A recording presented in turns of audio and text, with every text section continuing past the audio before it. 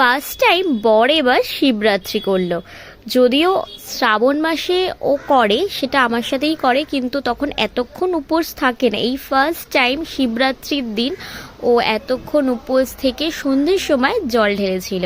তো দেখো এখন সুন্দর করে ও ফার্স্টে দই দিয়ে, দুধ দিয়ে, তারপর গঙ্গা জল দিয়ে স্নান করিয়ে নিল। তারপরে এখন সুন্দর করে ফল দিয়ে দিচ্ছে, মালা পরানো হয়ে গেছে। এদিকে ওর পুজোটাও অলমোস্ট কমপ্লিট।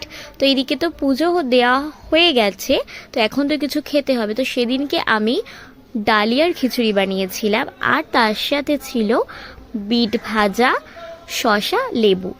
আর এদিকে কাকিমা দিয়েছিল আলুর দম, যেটা বিট আর ছোট আলু দিয়ে করা হয়েছিল। তো এরকম একটা দমের তরকারি।